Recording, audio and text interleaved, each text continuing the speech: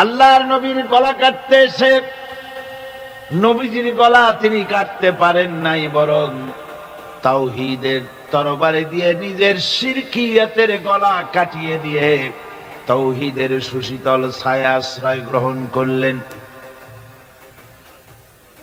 যে মানুষ আসলেন নবীজিকে হত্যা করার জন্য, কোরআনের সংস্পর্শে এসে কোরআনের ইলমের বদৌলতে, কোরআনের ফায়েজ বরকতে আল্লাহ তাকে এমন পর্যায়ে নিয়ে গেলেন যার কারণে নবীজি বললেন, আমার পরে আর কেউ নবী হবে না। যদি কেউ নবী হতো তাহলে ওমর অবশ্যই আল্লাহর নবী হয়ে যেতেন। কোথা থেকে কোথা আল্লাহ নিয়ে গেলেন। কোরআন নাযিল হওয়ার পূর্বে যারা ছিল এই সমাজের ভিতরে নারীর সতীত্বের জম, কোরআন নাযিল হওয়ার পরে তারা হয়ে গেল নারীর সতীত্বের পাহারাদার। সুবহানাল্লাহ পড়তে ইচ্ছে করে না? যারা ছিল মানুষের রক্ত সম্পদ লুণ্ঠনকারী, তারা মানুষের রক্ত এবং সম্পদের নিরাপত্তা প্রদানকারীতে পরিণত হয়ে গেল এ কোরআনের বরকতে। যারা ছিল সুদ ভিত্তিক অর্থনীতি দিয়ে গরিব জনসাধারণের রক্ত শোষণ করত অহরহ, কোরআনের সংস্পর্শে এসে সেই জাতি হয়ে গেল সঞ্চিত সমস্ত সম্পদ উন্মুক্ত অবারিত হস্তে জনগণের স্বার্থে বিলিয়ে দিতে লেগে গেলেন। কোরআনে কারীমের বরকতে একটা জাতির এত বড় বিরাট উত্থান হলো। পৃথিবীর মধ্যে যারা ছিল দুশ্চরিত্র, কুসংস্কারাচ্ছন্ন, চুরি ডাকাতি জেনা ব্যভিচার হত্যা ধর্ষণে লিপ্ত ছিল গোটা জাতি, সেই জাতি হয়ে গেল পৃথিবীর শ্রেষ্ঠ জাতি। আজকে পৃথিবী কত অগ্রগতি হয়েছে, কত উন্নতি হয়েছে। আপনারা বলেন, পৃথিবীর এই যে বড় বড় ইউনিভার্সিটিগুলি, মিউনিক, ক্যামব্রিজ, অক্সফোর্ড, হার্ভার্ড, এই যে বিশাল বিশাল নাম করা ঐতিহ্যবাহী বড় বড় বিশ্ববিদ্যালয়গুলি কিয়ামত পর্যন্ত যদি প্রচেষ্টা চালায়, হযরত ওমরের মতো একজন লোক বানাতে পারবে? হযরত আবু বকরের মতো, ওসমানের মতো, আলীর মতো রিদওয়ানুল্লাহ তাআলা আলাইহিম আজমাইন অসম্ভব। তাদের মতো একজন মানুষ তৈরি করতে পারবে না। এটা তৈরি হয়েছিল আল হেরা বিশ্ববিদ্যালয়। এই আল হেরা বিশ্ববিদ্যালয়ের চ্যান্সেলর হচ্ছেন আল্লাহ রাব্বুল আলামিন, এর ভাইস চ্যান্সেলর হচ্ছেন বিশ্বনবী জনাবে মুহাম্মদ রাসূলুল্লাহ সাল্লাল্লাহু আলাইহি ওয়াসাল্লাম। সিলেবাস হচ্ছে কোরআন এবং সুন্নাহ, ছাত্র হচ্ছে আবু বকর, ওমর, ওসমান, আলী রিদওয়ানুল্লাহ তাআলা আলাইহিম আজমাইন এবং অন্যান্য সাহাবায়ে কেরাম। এত সুন্দর, এত সুন্দর সমাজ পৃথিবীতে আর তৈরি হয়নি যা হয়েছিল রাসূল পাক সাল্লাল্লাহু আলাইহি ওয়াসাল্লামের সময়। কিসের দ্বারা হয়েছিল? কোরআনের দ্বারা। জোরে বলেন, কিসের দ্বারা? কোরআন দিয়েই এটা সম্ভব ছিল। আজকে কোরআন নাই, কলেজে কোরআন নাই, ইউনিভার্সিটিতে কোরআন নাই। কলেজ ইউনিভার্সিটিতে কোরআন শিক্ষা দেওয়া হয় না, এ কথা কি মিথ্যা না সত্য? যার ফলে ওই যে বলেছিলাম প্রথম দিনে, ইন্নাল্লাযী লাইসা ফি জাওফিহি শাইয়ুম মিনাল কুরআনি কাল বাইতিল খারিব, যে দেহের মধ্যে কোরআন নাই সেটা একটা উজাড় বাড়ির মতো, বিরান বাড়ির মতো। অর্থাৎ যেখানে কোরআন থাকে না, বিরান বাড়িতে শুধু ঘর থাকে, মানুষ নাই। তো ঘর থাকে না, মানুষ আছে, মানুষ নাই, ঘর আছে। তো কি আছে তার মধ্যে? আছে তার মধ্যে বাদুড় আছে, চামচিকা আছে, শয়তান আছে, বেজি আছে, সাপ আছে, ঠিক কিনা? কোরআন নাই বলে, বাড়িতে মানুষ নাই বলে ওগুলি আছে। রাসূলুল্লাহ বলেছেন যে দেহের মধ্যে কোরআন নাই, ওই দেহ হচ্ছে একটা বিরান বাড়ি, উজার বাড়ি, সারা বাড়ির মতো, ওগুলো থাকে এর মধ্যে। আজকে কলেজ ইউনিভার্সিটির অবস্থা দেখেন, বিশ্ববিদ্যালয়গুলিতে, কলেজগুলিতে কোরআন পড়ানো হয় না, হাদিস পড়ানো হয় না, ফলে দুনিয়ার সব পড়ানো হয় সেখানে। বোটানি পড়ানো হয়, জুলজি পড়ানো হয়, ফিলসফি পড়ানো হয়, সায়েন্স পড়ানো হয়, সার্জারি পড়ানো হয়, মেডিকেল সায়েন্স পড়ানো হয়, পলিটিক্যাল সায়েন্স পড়ানো হয়, দুনিয়ার সব পড়ানো হয়, পড়ানো হয় না কোরআন, পড়ানো হয় না হাদিস। ফল কি হলো? ফল সারা বাড়িতে যা থাকি, কোরআন নাই বলে বিশ্ববিদ্যালয় কলেজে এখন তাই হয়েছে। সেখানে আজ সন্ত্রাস আর মারামারি জন্মের মতো। হায়রে মারামারি! এই মারামারি যখন শুরু হয় বিশ্ববিদ্যালয়ের ভিতরে, কলেজগুলির মধ্যে যখন মারামারি শুরু হয়, পুলিশ যারা চতুর্দিকে পাহারায় থাকে রাইফেল ফালায় ছুঁয়ে দৌড়বার মতো অবস্থা হয় তাদের। এমন মারামারি লেগে যায়, ঠিক কিনা কর? এটা এই কারণে, যেহেতু কোরআন নাই। যদি কোরআন শেখানো হতো, কোরআনে কারীম যদি পড়ানো হতো, হাদিস শরীফ যদি পড়ানো হতো, কলেজ ইউনিভার্সিটিতে অন্যান্য সাবজেক্টের সাথে কোরআন হাদিসে যদি বাধ্যতামূলক ভাবে পড়ানো হতো, তাহলে বিশ্ববিদ্যালয়গুলি ডাকাত উপহার দিত না, বিশ্ববিদ্যালয়গুলি সন্ত্রাসী উপহার দিত না। উপহার দিত কি? কি দিত? শহীদ তিতুমির উপহার দিত, উপহার দিত শাহ মাকদুম, উপহার দিত শাহজালাল, উপহার দিত সালাউদ্দিন আইয়ুবী, উপহার দিত জামাল উদ্দিন আফগানি, উপহার দিত খালিদ বিন ওলীদ। এই সমস্ত লোক উপহার আমাদেরকে দিতে পারত। বিশ্ববিদ্যালয়গুলি, কলেজগুলি যদি সত্যিকারের সেখানে কোরআন এবং সুন্নাহ ট্রেনিং হতো, পড়ানো হতো। আমার ভাইরা, আসুন কোরআন থেকে আমরা হেদায়েত নেই। কোরআনই আমাদেরকে দিতে পারে সঠিক পথের দিশা, আর কোন জিনিসই মানুষকে সঠিক পথের দিশা দিতে পারে না। আমরা কোন সূরা আলোচনা করতেছি? সূরা আস-সাফ। এর প্রথম দিনে আলোচনা করেছি কোন বিষয় মনে আছে? নিফাক। গতকাল আলোচনা করেছি কিসের উপরে? খাতমে নবুয়তের উপরে গতকালকের আলোচনা ছিল। এতে করে গত 2 দিনে আমরা এক রুকু শেষ করেছি। আজকে তার পরের থেকে শুরু হবে।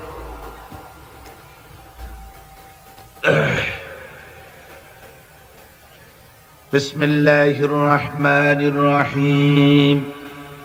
ইয়া أيها الذين آمنوا هل أدلكم على تجارة تنجيكم من عذاب أليم تؤمنون بالله ورسوله وتجاهدون في سبيل الله بأموالكم وأنفسكم ذلكم خير لكم إن كنتم تعلمون صدق الله العظيم। সূরা আস-সাফ দ্বিতীয় রুকু। এই রুকুটিতে আল্লাহ রাব্বুল আলামিন ইরশাদ করছেন, হে বিশ্বাসীরা, তোমরা যারা ঈমান এনেছো শোনো। হাল আদুল্লুকুম আলা তিজারাতিন তুনজিকুম মিন আযাবিন আলীম। আমি কি তোমাদেরকে এমন একটি ব্যবসায়ের কথা বলবো না, যে ব্যবসায় তোমাদেরকে জাহান্নামের কঠিন পীড়াদায়ক শাস্তি থেকে রক্ষা করবে? এমন একটি ব্যবসার কথা কি বলবো না? তার মানে হলো অবশ্যই এমন একটি ব্যবসার কথা আমি বলবো। সেই ব্যবসাটা কি? জাহান্নামের কঠিন শাস্তি থেকে যে ব্যবসাটি তোমাদেরকে রক্ষা করবে তা হচ্ছে তুমিনুনা বিল্লাহ, আল্লাহর প্রতি বিশ্বাস, রাসূলের প্রতি বিশ্বাস, আর আল্লাহ রাস্তায় জিহাদ করা মাল দিয়ে আর জান দিয়ে, যালিকুম খায়রুল লাকুম, এর ভিতরে রয়েছে তোমাদের কল্যাণ নিহিত, ইন কুনতুম তা'লামুন, যদি তোমরা বুঝে থাকো। আল্লাহ সত্য বলেছেন। এখানে ব্যবসার কথা বলা হচ্ছে। এমন একটা ব্যবসার কথা কি বলবো না, যে ব্যবসা তোমাদেরকে জাহান্নামের কঠিন শাস্তি থেকে রক্ষা করবে? ব্যবসার কথা বলা হচ্ছে, কারণ ব্যবসা এমন একটা জিনিস যাতে মানুষের নিজের মূলধন, মেধা, প্রজ্ঞা, যোগ্যতা, চিন্তা ভাবনা, পরিশ্রম, এই জিনিসগুলিকে ইনভেস্ট করতে হয়, বিনিয়োগ করতে হয়। তো এতগুলি জিনিস বিনিয়োগ করার পরে মুনাফা লাভের সম্ভাবনা থাকে, কিন্তু তাতে লস হওয়ারও সম্ভাবনা আছে। লস এন্ড প্রফিট দুটোরই সম্ভাবনা আছে, ঠিক কিনা কর? দুটোরই। জুমা মসজিদের ইমাম বক্তৃতা করলেন, সেই বক্তৃতার ক্যাসেট আমার কাছে পৌঁছানো হয়েছিল। আমি বক্তৃতা যখন শুনছিলাম, আমার মনে হচ্ছিল যেন তার মুখ থেকে আগুন বর্ষণ হচ্ছে। তিনি বলতেছিলেন যে ভারতকে আমরা সাজাইছি, এ ভারতকে আমরা পাতা পল্লব দিয়ে, শাখা প্রশাখা দিয়ে, ফুল দিয়ে, ফল দিয়ে গোটা ভারত 850 বছর বসে আমরা সাজিয়েছি। এ ভারতের কুতুব মিনার আমার, এ ভারতের তাজমহল, শীষমহল, এ ভারতের দেওয়ানি আম, দেওয়ানি খাস, এ ভারতের যা কিছু দেখার, যা কিছু সৌন্দর্য, সব মুসলমানেরা করেছে। সেই মুসলমানদের কলিজা, সেই মুসলমানদের রূহ, গোটা পৃথিবীর মুসলমানদের মগজ, পৃথিবীর শ্রেষ্ঠ নিয়ামত আল্লাহ রাব্বুল আলামিনের আখেরি কালাম কোরআনের বিরুদ্ধে কেস হয়েছে। আব্দুল্লাহ বুখারী বলছেন, এই কোরআনের বিরুদ্ধে কোরআন ব্যান করার মতো রায় যদি ভারতের কোন জজ মুখ দিয়ে উচ্চারণ করে কোরআন ব্যান করা হলো, তিনি বলছেন, আমি ভারতের জুমা মসজিদের ইমাম শুধু নই, ভারতের 20 কোটি মুসলমানের ইমাম আমি। তিনি বলছেন যদি কোরআনে কারীমকে ব্যান করার রায় ঘোষণা করবে যে জজ, সে জজকে আমি পায়ের নিচে তলায় ধরে বাম হাত দিয়ে তার জিহ্বাটা টেনে ছিঁড়ে ফেলে দেব।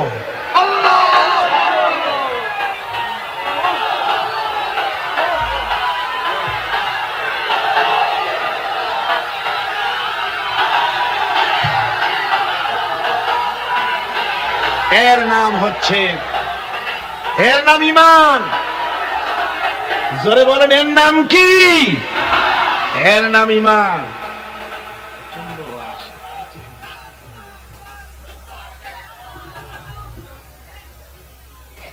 জনাব অধ্যাপক মুফিজুর রহমান সাহেব আমাকে বললেন, প্রচন্ড চাপ সৃষ্টি হয়েছে মানুষের, লোকেদের কষ্ট হচ্ছে।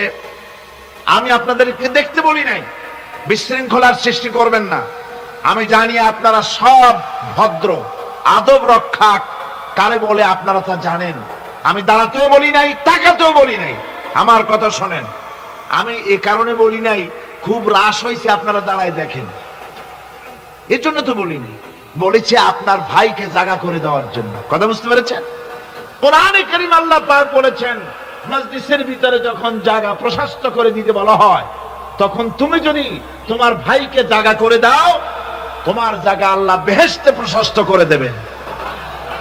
বসা অবস্থায় মঞ্চের দিকে চাপেন, সবাই বসা অবস্থায় মঞ্চের দিকে চাপেন, আর জোরে সোরে জিকির করেন, লা ইলাহা ইল্লাল্লাহ, লা ইলাহা ইল্লাল্লাহ।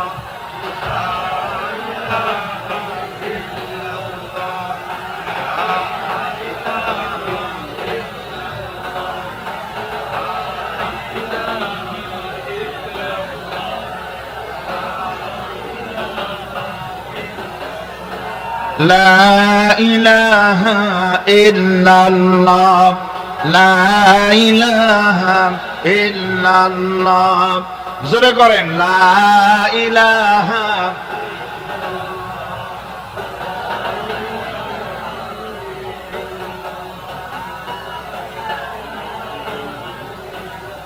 লা ইলাহা ইল্লাল্লাহু মুহাম্মাদুর রাসূলুল্লাহ। বসেন, এবার বসুন, দাঁড়িয়ে থাকবেন না কেউ, মেহেরবানি করে বসেন, জলদি বসেন। বলছিলাম যারা মুমিন তারা চাকরির পরোয়া করেন। মুমিনের কলিজায় চাকরির পরোয়া থাকতে পারে? কে কি বলবে, দাওয়াত হবে আর না হবে, গুলি খাবো মরে যাবো, এসব ভয় মুমিনের কলিজায় থাকতে পারে? পারে। ইমানের সবচাইতে বড় কোয়ালিটি, সবচাইতে বড় গুণ হচ্ছে যে তাকে তার কলিজার মধ্যে আল্লাহ পাক সাহস সঞ্চার করে দেন, ব্যক্তিত্ব হয়, পার্সোনালিটি তৈরি হয়। আমার দেশে ভারতের মসজিদের ভেতরে ইমামরা যে কথা বলতে সাহস পায়, আমার দেশের মসজিদের অনেক ইমাম আগে যারা একটু সাহস পেত, এখন আবার অনেকের মধ্যে কোন কোন জেলায়, চিটাগংয়ে না কিন্তু, কোন কোন জেলায় সাহস একটু কমে গেছে। তার কারণ কিছু বেয়াদব রাজনীতিক তারা বলেছে মসজিদের মধ্যে রাজনীতি করতে দেওয়া হবে না। ওরা হচ্ছে বেয়াদব। জোরে বলেন ওরা কি? আরো জোরে বলেন ওই সব রাজনীতিবিদরা কি? তার কারণ হচ্ছে মসজিদে কি বলা হবে আর কি বলা হবে না তোমার মতো বেয়াদব রাজনীতিবিদের কাছ থেকে তাকেও জিজ্ঞেস করবে না। এ ফয়সালা হয়েছে 1400 বছর আগে। মসজিদে কি বলতে হবে আর না হবে তা শিক্ষা দিয়েছেন জনাবে মুহাম্মদ রাসূলুল্লাহ সাল্লাল্লাহু আলাইহি ওয়াসাল্লাম। ওলামাদেরকে মসজিদে ইমামতি যারা করে তারা হচ্ছে ইমাম নেতা। তোমরা তাদের সাথে আদব করতে হবে, তারা কি বলবে আর কি বলবে না ডিকটেট করার অধিকার কারো নাই। অধিকার আছে? সুতরাং আলিমদেরকে, মুমিনদেরকে, যারা নাকি কালেমা পড়ে মুসলমান হয়, তাদের সকলের এই সাহস মনের মধ্যে আসা দরকার, ব্যক্তিত্ব আসা দরকার। কারো পরোয়া নাই, পরোয়া করব শুধুমাত্র আল্লাহ। রিস্কের মালিক তিনি। আল্লাহ রাব্বুল আলামিন বলেছেন, ওয়ামা মিন দাব্বাতিন ফিল আরদি ইল্লা আলাল্লাহি রিজকুহা। এই পৃথিবীর মুখে এমন কোন বিচরণশীল জীব নাই যে জীবের রিস্কের দায়িত্ব আমি আল্লাহ আমার নিজ হাতে গ্রহণ করি নাই। সব জীবের রিস্কের চাবি আমার হাতে। কার হাতে? তাহলে ভয়টা কিসের? আপনার একটা পেট, তাই নিয়ে এত চিন্তা। অথচ এই পৃথিবীতে আল্লাহ পাক বলেন অসংখ্য প্রাণী আছে যাদের কোনো সঞ্চয় নাই। শকুন, শকুনের মরা গরু অনেকগুলি ব্যাংকে জমা আছে নাকি? কবে কোথায় একটা মরা গরু পাইছে আর খোঁজ নাই, খবর নাই। ওগুলা কি না খাইয়া মরতে দেখছেন রাস্তায় পথে ঘাটে? সুবহানাল্লাহ। অসংখ্য প্রাণী এভাবে দুনিয়া আছে। আল্লাহ রাব্বুল আলামিন বলেন যাদের কোনো সঞ্চয় নাই, যারা কোনো সঞ্চয় করে না, এ ধরনের সাপগুলি, শিয়ালগুলি, বাঘগুলি, পাখিগুলি, জলচর প্রাণী, স্থলচর প্রাণী, আর অন্তরিক্ষে মহাশূন্যে উড়ে বেড়ায় যে সব প্রাণী, এ ধরনের শত সহস্র কোটি কোটি প্রাণী, তারা সকাল বেলায় খালি পেট নিয়ে বেরিয়ে যায়। খালি পেট নিয়ে সকাল বেলায় বেরিয়ে গেল, আবার সন্ধ্যায় যখন বাসায় ফেরে সমস্ত প্রাণীগুলির পেট আল্লাহ রাব্বুল আলামিন ভরে দেন। সুবহানাল্লাহ। একটা প্রাণীও খালি পেটে বাড়ি ফেরে না। সুবহানাল্লাহ, সুবহানাল্লাহ। অথচ তাদের কিন্তু জন্ম নিয়ন্ত্রণের ব্যবস্থাও নাই। জঙ্গলে যত প্রাণী আছে তারা কি কোনদিন মিছিল করে এসে বলেছে বাংলাদেশ সরকার আমাদের জঙ্গলের মধ্যে কোনো খোঁজ খবর তা আপনারা রাখেন না, এখানে বাচ্চা কাচ্চা বেশি হইতেছে আর খাওয়াইতে পারি না, এবার কিছু পরিবার পরিকল্পনার ওষুধপত্র পাঠান?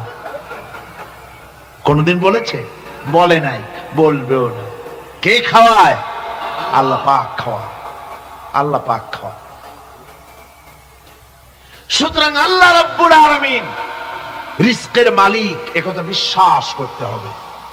সেই বিশ্বাসের অর্থ এই নয় যে আপনি চুপ করে বসে থাকবেন আর ফেরেশতারা রান্না করে আপনার এই রূপচাঁদা মাছ খাওয়াই দিয়ে যাবে, এরকম বিশ্বাস করতে হবে, কাজ করতে হবে। এর ফলে আল্লাহ রাব্বুল আলামিন রিজকের ব্যবস্থা করবেন।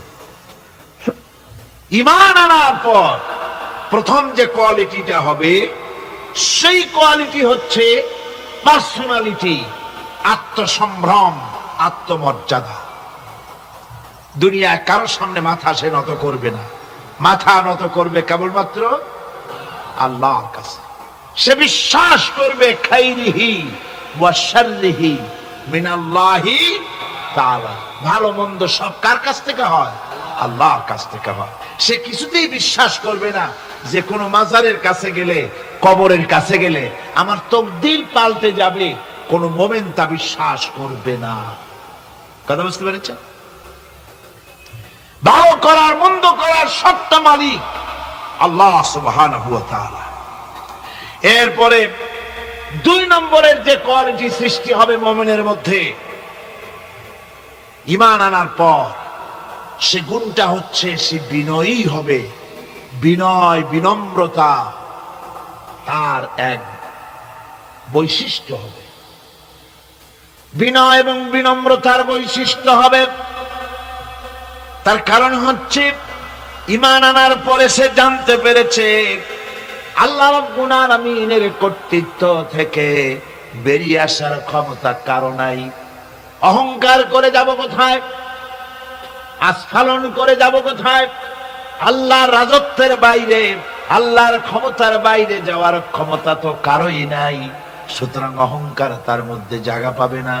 আল্লাহ পাক দুনিয়ার সমস্ত মানুষের জিনকে পরিষ্কার করে বলেছেন, ইয়া মাশারাল জিন্নি ওয়াল ইনস ইন ইসতাতা'তুম আন তানফুদু মিন আকতারিস সামাওয়াতি ওয়াল আরদ ফানফুদু লা তানফুদুনা ইল্লা বিসুলতান। হে পৃথিবীর মানুষেরা আর জেনেরা, যদি সম্ভব হয় আমার আকাশের নিচের থেকে, জমিনের উপর থেকে বেরিয়ে যাও,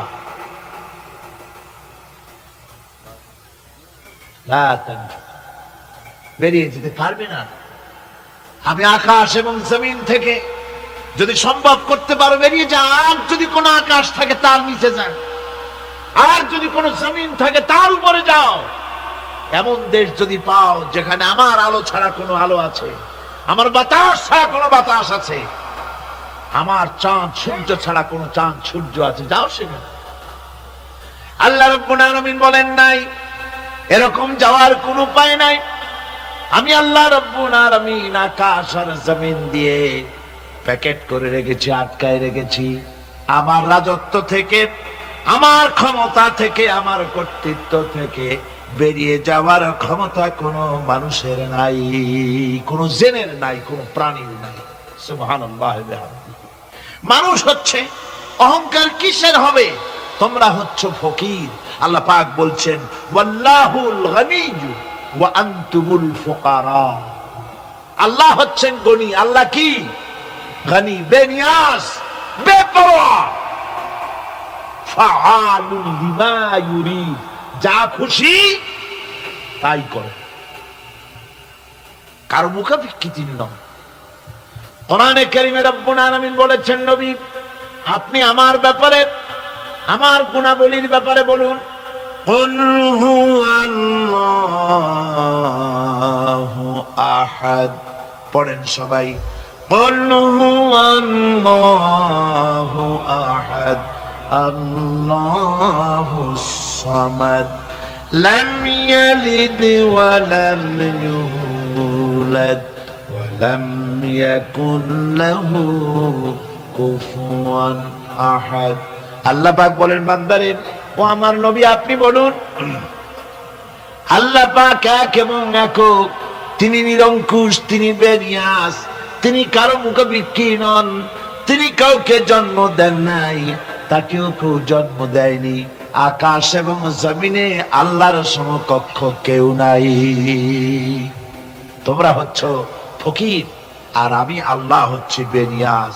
লিল্লাহি মা ফিস সামাওয়াতি ওয়া মা ফিল আরদ, আকাশে যা আছে জমিনে যা আছে সব আল্লাহ, সব কার? আল্লাহ পাকের। সুতরাং কিসের অহংকার, কিসের মাতবাড়ি? মানুষ পেছনের কথা ভুলে যায়, মুঠেই চিন্তা করে না একটি সম্ভাবনা আছে, লাভ হতে পারে, নোকসানও হতে পারে। আল্লাহ রাব্বুল আলামিন এখানে ব্যবসার কথা বলছেন, আমার সাথে ব্যবসা করো। দুনিয়ার ব্যবসায় যেমন মেধা, চিন্তা, যোগ্যতা, পরিশ্রম এবং পুঁজি যেভাবে বিনিয়োগ করে লাভের সম্ভাবনা থাকে, আমার সঙ্গে যে ব্যবসাটা হবে সে ব্যবসায়ও এই ধরনের সব রকমের পুঁজি বিনিয়োগ করতে হবে। তবে দুনিয়ার ব্যবসায় নোকসানের সম্ভাবনা আছে, আমার সাথে যে ব্যবসাটা হবে ওতে নোকসানের কোনো সম্ভাবনা, তিজারাতান লান তাবুর, আমার সাথে যে ব্যবসা হবে ওই ব্যবসায় কোনো নোকসান হবে না। মানুষেরা ব্যবসাটা খুব ভালো বোঝে, কথা বুঝতে, ব্যবসা খুব ভালো বোঝে, লাভ হওয়ার জন্য দারুণ পেরেশানিতে থাকে। ব্যবসা এমনই বোঝে মানুষ, কিয়ামতে এক ব্যক্তিকে হাজির করা হবে। এক বুজুর্গ বলেছেন যে কিয়ামতে এক ব্যক্তিকে উপস্থিত করা হবে এক ব্যবসায়ী। সে ব্যবসায়ীকে বলা হবে যে তোমার তো পাপ এবং পুণ্য সমান সমান হয়ে গেছে, এখন বলো তুমি কোথায় যাবা, বেহেশতে না দুজকে? লোকটি নাকি বলবে যে দেখো ফেরেশতা, বেহেশত দোজক কারে কয় তা তো চিনি না, যে জায়গায় গেলে আমার 2 পয়সা লাভ হবে সেখানে আমারে পাঠাও। ব্যবসা মানুষ দারুণ ভাবে ব্যবসাটা বোঝে এবং লাভের জন্য মানুষের প্রাণটা খুব বেশি ব্যবসার দিকে আকৃষ্ট হতে থাকে। এই জন্য ব্যবসার কথা বলা হয়েছে যে দুনিয়ায় ব্যবসার মধ্যে যেমন শুধু টাকা খাটায় বসে থাকলে ব্যবসা হওয়ার সম্ভাবনা থাকে না, সব রকমের পুঁজি, চিন্তার পুঁজি, পরিশ্রমের পুঁজি, যোগ্যতার পুঁজি খাটাতে হয়। আমার সাথে যে ব্যবসাটা তোমরা করবা তার মধ্যেও সব কিছু বিনিয়োগ করতে হবে, শুধু কলেমা পড়লে হবে না। যেমন কেউ যদি 1 লক্ষ টাকা ব্যবসায় পুঁজি খাটায় আর ঘুমায় থাকে, বলেন তার ব্যবসা হবে? ব্যবসায় লাভবান হওয়ার সম্ভাবনা আছে? সম্ভাবনা নাই, পরিশ্রম করতে হবে। অনুরূপ ভাবে মুসলমান যখন পড়ে লা ইলাহা ইল্লাল্লাহু মুহাম্মাদুর রাসূলুল্লাহ, জোরে পড়েন লা ইলাহা ইল্লাল্লাহ, লা ইলাহা লা ইলাহা ইল্লাল্লাহু মুহাম্মাদুর রাসূলুল্লাহ। এটাই হচ্ছে তার পুঁজি। এই পুঁজি, ব্যবসার এইটা প্রধান পুঁজি। এই পুঁজি বিনিয়োগ করে বসে থাকলে হবে না, ঈমানকে বর্ধিত করার জন্য তাকে প্রচেষ্টা চালাতে হবে। আল্লাহ পাক বলছেন আমার সাথে যে ব্যবসাটা হবে ওই ব্যবসার পুঁজি হবে 3টা। পুঁজি হবে কয়টা? প্রথম পুঁজি আল্লাহর প্রতি ঈমান, 2 নম্বরের পুঁজি হলো রাসূলের প্রতি ঈমান, 3 নম্বরের পুঁজি হচ্ছে আল্লাহর রাস্তায় জিহাদ। 3 নম্বরের পুঁজি কি? জিহাদ। আমরা এই পুঁজিগুলো নিয়ে আলোচনা করব ইনশাআল্লাহুল আজিজ। যদি কেউ প্রশ্ন করে যে কোরআন মজিদের মূল প্রতিপাদ্য কি, মূল বিষয় কি? তাহলে এর একমাত্র জবাব হচ্ছে ঈমানের দাওয়াত। কোরআনের মূল প্রতিপাদ্য কি? ঈমানের দাওয়াত। কোরআনে কারীমের ধারক বাহক সম্পর্কে বলা হয়েছে তিনি হচ্ছেন ঈমানের আহ্বায়ক। কোরআনে কারীমে রব্বুল আলামিন বলেছেন, রব্বানা ইন্নানা সামি'না মুনাদিয়ান ইউনাদি লিল ঈমান। হে প্রভু, হে আমার রব, নিশ্চয়ই আমরা এমন একজন আহ্বানকারী ডাক শুনেছি যিনি আমাদেরকে ঈমানের দিকেই ডাক দিয়েছেন। সুতরাং এই পৃথিবীর মানুষের জন্য কোরআনের পক্ষ থেকে যে দাওয়াতটা এসেছে সে দাওয়াত হচ্ছে ঈমানের দাওয়াত। ঈমান হচ্ছে কোরআনে কারীম এই পৃথিবীর মানুষগুলিকে দুই ভাগে বিভক্ত করেছে। একটা হচ্ছে ঈমান পোষণকারী, আর একটা হচ্ছে অবিশ্বাসী। ঈমান পোষণকারী যারা, তারা হচ্ছে মুমিন, আর যারা ঈমানের বিরোধিতা করে, অর্থাৎ যারা আল্লাহর প্রতি বিশ্বাস স্থাপন করেনি, তারা হচ্ছে কাফের। এই দুই ভাগে, মূলত এই দুই ভাগে বিভক্ত হয়েছে। এরপরের থেকে শাখা প্রশাখা বেরিয়েছে। মূলত পৃথিবীর মানুষ কয় ভাগে বিভক্ত? দুই ভাগে। একটা হচ্ছে ঈমান পোষণকারী, আর একটা হচ্ছে অবিশ্বাসী। এই দুই ভাগে বিভক্ত। ঈমান কাকে বলে? ঈমান হচ্ছে চরিত্রের মানসিক ভিত্তি। চরিত্রের মানসিক ভিত্তি যেটাকে বলা হয় ফেইথ, বিশ্বাস।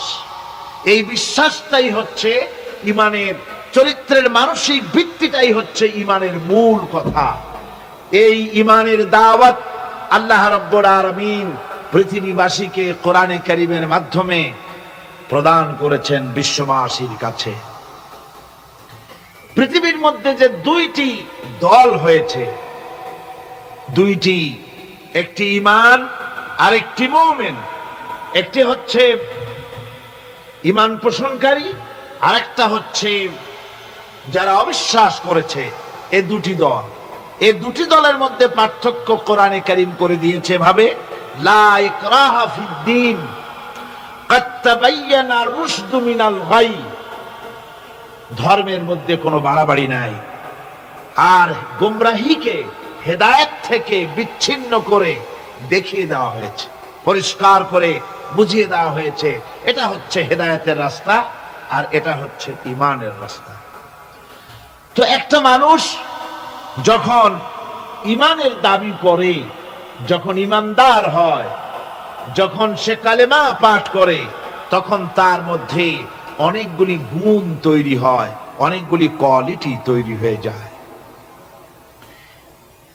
আল্লাহ রাব্বুল আলামিন কোরআনে কারীমের মধ্যে বলেছেন, ফামান ইয়াকফুর বিত-তাগুতি ওয়া ইউমিন বিল্লাহি ফাকাদ ইসতামসাকা বিল উরওয়াতিল উসকা লা ইনফিসামা লাহা ওয়াল্লাহু সামিউন আলীম। ফামান ইয়াকফুর বিত-তাগুত ওয়া ইউমিন বিল্লাহ, যারা নাকি তাগুতকে অস্বীকার করেছে এবং আমি আল্লাহর প্রতি যারা ঈমান এনেছে, তারা এমন এক মজবুত, এমন এক অবলম্বন ধারণ করেছে যা কখনো ছিঁড়ে যাবার নয়, যা কখনো তাদেরকে ধ্বংস করবে না, বিচ্ছিন্ন করবে না। আর আল্লাহ হচ্ছেন মুমিনদের পৃষ্ঠপোষক। যারা ঈমান আনে তাদের পৃষ্ঠপোষক হচ্ছেন আল্লাহ পাক, তাদের সাহায্যকারী হচ্ছেন আল্লাহ পাক। তাদেরকে আল্লাহ পাক অন্ধকার থেকে আলোর দিকে নিয়ে আসেন। আল্লাহ পাক মুমিনদেরকে, মানুষদেরকে অন্ধকার থেকে কোথায় নিয়ে আসেন? আলোর দিকে। আর যারা নাকি কাফের, তাদের বন্ধু হচ্ছে তাগুত, তাদের সাহায্যকারী তাগুত। তাদেরকে এই তাগুতি শক্তি আলো থেকে অন্ধকারের দিকে নিয়ে যায়। এই জন্য যারা মুমিন হবে, মুমিনদের মধ্যে ঈমান আনার পর কিছু গুণ তার মধ্যে সৃষ্টি হতে হবে, কিন্তু কোয়ালিটি তার মধ্যে সৃষ্টি হতে হবে। সেই কোয়ালিটিগুলি কি তা একটি একটি করে আপনাদের সামনে আমরা পেশ করব ইনশাআল্লাহুল আজিজ। একটি মানুষ যখন মুমিন হয়, ইমানদার হয়, তো মুমিন হওয়ার আগ পর্যন্ত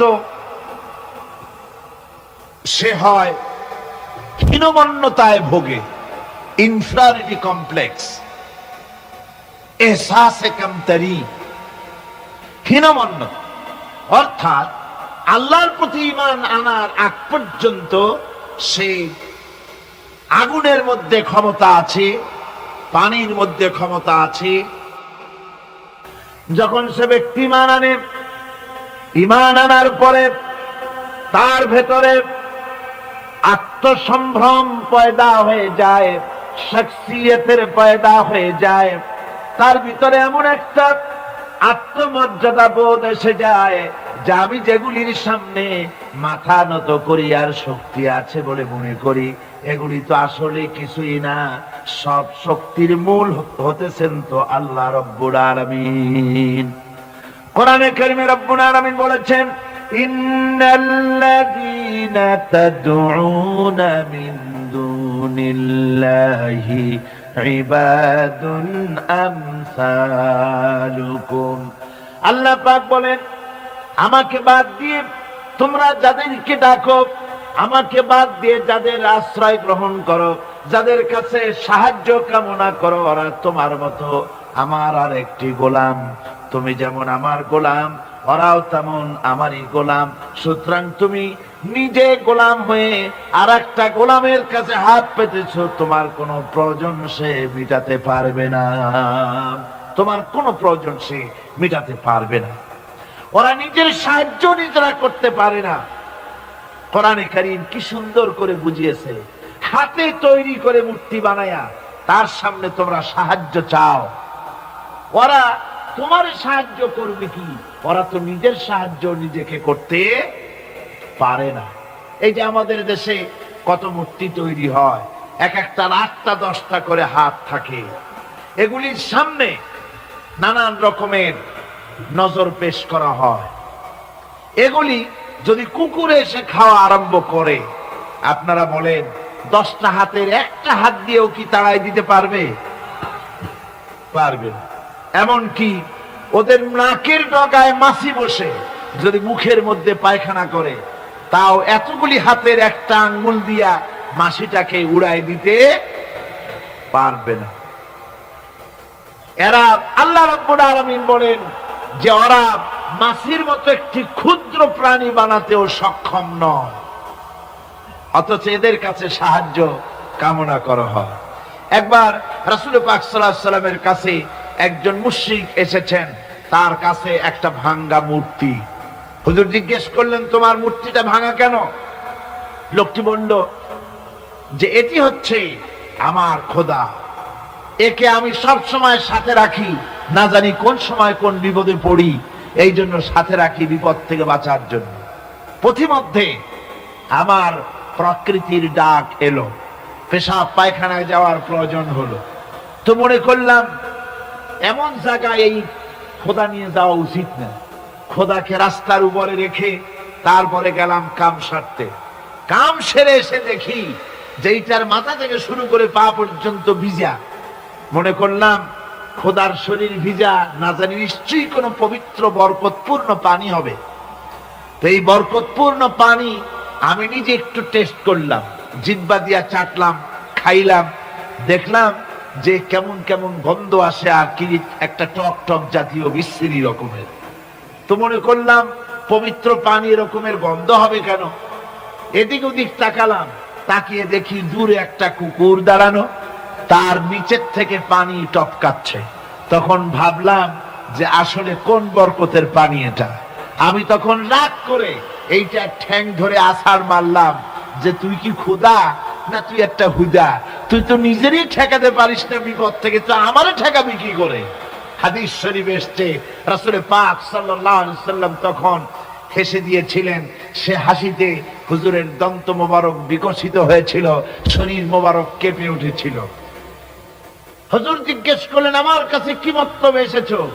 লোকটি বলছে, হুজুর আমার কাছে আজকে এইসব জিনিসের ব্যর্থতা অসারতা ধরা পড়েছে, আমি তাওহীদের আশ্রয় নিতে এসেছি।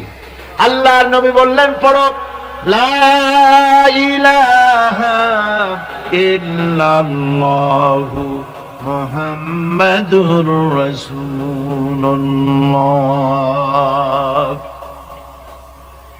মুমিন ব্যক্তি আত্মমর্যাদার সৃষ্টি হয় তার কলিজার মধ্যে, আত্মসম্ভ্রম, আত্মসম্মান।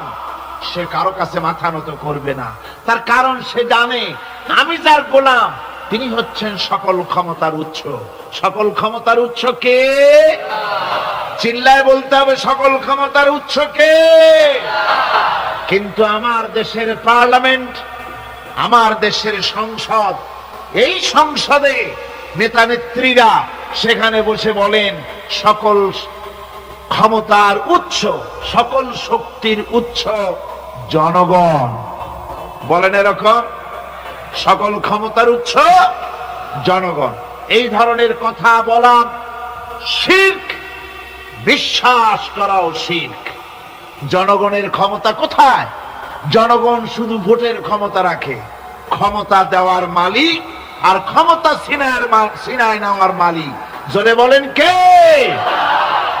জনগণই যদি ক্ষমতার মালিক হয় তাহলে 9 বছরের রাজার 10 বছরের সাজা হয় কেমনে?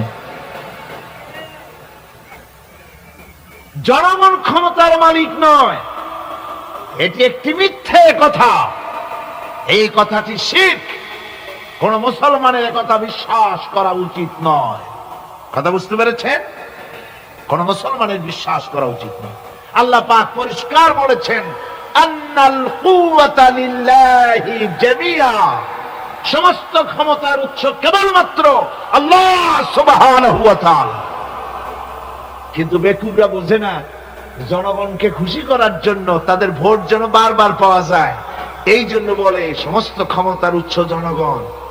বেকুবেরা, পাগলেরা বুঝে না, সেই জন্যই তারা এই কথাগুলি বলে। কয়েকটি কথা আমাদের দেশে চালু আছে যে কথাগুলি শুনলে খুবই খারাপ লাগে। একটা হচ্ছে সকল ক্ষমতার উৎস জনগণ, এটি মারাত্মক শিরকপূর্ণ কথা। আরেকটি কথা, যখন রেডিও টিভিতে বলা হয় যে কুতুবদিয়া, হাতিয়া সন্দ্বীপ, কক্সবাজার উপকূলীয় এলাকায় থেকে 280 মাইল স্পিডে বাতাস প্রবাহিত হবে, 30 ফিট উঁচু হয়ে জলোচ্ছ্বাস হবে, গ্রেট ডেঞ্জার সিগন্যাল নাম্বার 10 দেখাবার জন্য বলা হলো। সাথে সাথে তারপরেই রেডিও টিভি থেকে, সরকারি যন্ত্র থেকে সরকারের লোকেরা বলতে থাকেন এই বিরাট তুফান, জলোচ্ছ্বাস এবং ঘূর্ণিঝড়ের মোকাবেলা করার জন্য সেনাবাহিনী প্রস্তুত করে রাখা হয়েছে। কি বেকুবি! 30 ফুট জলোচ্ছ্বাস হবে, সেনাবাহিনী করবে কি? বন্দুক নিয়ে দাঁড়ায় থাকবে? মোকাবেলা করবা? প্রচন্ড বাতাসের মোকাবেলা করবা তুমি সলিমুদ্দিন? হ্যাঁ, বরং বলা যেতে পারে ঘূর্ণিঝড় এবং জলোচ্ছ্বাসের পরে যে দুর্যোগ সৃষ্টি হবে তড়িৎ গতিতে, আমরা সেই দুর্যোগকে, মানুষকে ঠেকাবার জন্য আমরা প্রাণ চেষ্টা চালাবো।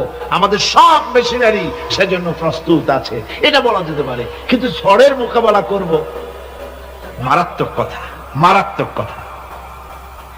আবার আরেকটি কথা খুবই মারাত্মক, এগুলো পত্র পত্রিকায় দেখি, অমুক দলের অমুক নেতা হসপিটালে মৃত্যুর সঙ্গে পাঞ্জা লড়তেছে। আজিব তামাশা! মৃত্যু কি তোমার মাইকেল টাইসন? মৃত্যু কি তোমার মোহাম্মদ আলী ক্লে যে পাঞ্জা লড়বা? মৃত্যুর সাথে পাঞ্জা লড়তে পারে এমন ক্ষমতা পৃথিবীর কারো আছে? সুতরাং এগুলো জাহালাতের কথা, মূর্খতার কথা। মৃত্যু যন্ত্রণায় ভুগছে এটা বলা যায়, মৃত্যু যন্ত্রণায় কষ্ট পাচ্ছে বলা যায়। মৃত্যুর সাথে পাঞ্জা লড়ছে, সলিমুদ্দিন সাহস তো কম না। আমার ভাইয়েরা, সুতরাং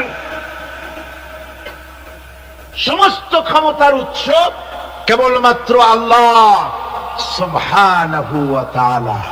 যাকে খুশি ক্ষমতায় দেন, যাকে খুশি ক্ষমতা থেকে নামায় দেন। এত বড় প্রচন্ড ক্ষমতার মালিক তিনি। রাতকে দিন বানান, দিনকে রাত বানিয়ে দেন, সাগরকে নগর করেন, নগরকে সাগরে পরিণত করে দেন, আমিরকে ফকির করেন, ফকিরকে আমির বানায় দেন, রাস্তার মানুষ ধরে নিয়ে, অপরিচিত লোক একজন ধরে নিয়ে রাষ্ট্রের মালিক বানায় দেন, প্রেসিডেন্ট বানায় দেন, আবার সম্মানের ফুলের মালা দিয়া গলা থেকে শুরু করে পা পর্যন্ত ফুলের মালা দিয়া ভরে দেন। নাফরমানি যখন বাড়তে থাকে, এত বড় ক্ষমতার মালিক আমার আল্লাহ রব্বুল আলামিন ফুলের মালাগুলি বাদ দিয়ে ফুলের মালার পরিবর্তে জুতার মালা গলায় পরাইয়া ফাঁসির মঞ্চে ঝুলাইয়া দেন। পারেন কিনা? প্রচন্ড ক্ষমতার মালিক তিনি। তিনি যদি কারো ক্ষমতা ছিনিয়ে নিবেন, এটা যদি সিদ্ধান্ত হয়, পৃথিবীর মানুষ তাকে ক্ষমতার উপরে রাখতে পারে? আর আল্লাহ যদি কাউকে ক্ষমতা দিতে চান, সেই ক্ষমতা থেকে তাকে মাহরুম কেউ করতে পারে? পারে। সমস্ত ক্ষমতার একমাত্র মালিক হচ্ছেন কে? আল্লাহ সুবহানাহু ওয়া তাআলা। মানুষেরা বোঝে না, তাই আত্মভরিতা ক্ষমতার মোহে কি করবে দিশা করতে পারে না। এই জন্য যারা মুমিন হবে, তাদের এই চিন্তা মনের মধ্যে থাকবে, আত্মমর্যাদা আসবে, কারো সামনে হাত পাতবে না, হাত পাতবে তো আল্লাহ সুবহানাহু ওয়া তাআলার কাছে, কাউকে ভয়ও করবে না। আত্মমর্যাদার কারণে সে তার রিজিক সম্পর্কেও নৃশংস হয়ে যাবে। অর্থাৎ রিস্ক সম্পর্কেও তার পরোয়া থাকবে না, যে হক কথা যদি বলি তাহলে যদি আমার চাকরি না থাকে। আছেন এরকম লোক? হক কথা যদি বলি, চাকরি যদি না থাকে, দাওয়াত যদি আর না হয়, গুলি খেয়ে যদি মরি, এই চিন্তাও মুমিনের লোকের মধ্যে থাকে না, যেহেতু তার আত্মমর্যাদা এসেছে। রিস্কের মালিক মসজিদের মুতোয়াল্লি নয়। অনেক ইমাম আছে মসজিদে, হক কথা বলতে সাহস পায় না। আছে না? চট্টগ্রামে না থাকতে পারে, বিভিন্ন জেলায় আছে, হক কথা বলার সাহস পায় না। মনে করে রিস্কের মালিক মুতোয়াল্লি অথবা সেক্রেটারি। আর দুর্ভাগ্যজনক সত্য, বাংলাদেশের অধিকাংশ মসজিদের মুতোয়াল্লি আর সেক্রেটারি এমন লোক যারা ধর্মনিরপেক্ষতাবাদে বিশ্বাসী, যারা ইসলামের রাজনীতিতে বিশ্বাস করে না। এ ধরনের বহু লোক মসজিদের সেক্রেটারি, মেম্বার, মুতোয়াল্লি হয়ে বসে আছে, আর মসজিদের ইমামদেরকে হক কথা বলতে দেয় না। আছে না? ইমাম সাহেবরা, আমি কিন্তু পাইকারি কথা বলছি না, আলহামদুলিল্লাহ যোগ্যতা সম্পন্ন ইমাম আছেন যারা কথা বলেন। আবার কিছু লোক আছে যারা ভয় পান, আমি তাদের উদ্দেশ্যে বলছি, কোরআনে কারীম বলছে রিস্কের মালিক হচ্ছেন আল্লাহ সুবহানাহু ওয়া তাআলা। তোমার রিস্কের পরোয়াটা কিসের? ইন্নাল্লাহা হুয়ার রাজ্জাকু যুল কুওয়াতিল মাতিন। রিস্কের মালিক তো আল্লাহ পাক, তার হাতেই সমস্ত রিস্ক। রিস্ক কার হাতে? বাংলাদেশ পৃথিবীর দ্বিতীয় বৃহত্তম মুসলিম দেশ। এই দেশে বসে মসজিদে কথা বলতে ভয় পায় মুসলমানেরা, মসজিদে বসে কথা বলতে ভয় পায়। কিন্তু ভারতের দিকে তাকান, ভারতের দিল্লির জুমা মসজিদের ইমাম আব্দুল্লাহ বুখারী, লোকটার জন্য দোয়া এসেই যায় দিল থেকে। যখন কলকাতার হাইকোর্টে কোরআনে কারীমকে ব্যান করে দেওয়ার জন্য মামলা দায়ের করা হলো, দিল্লির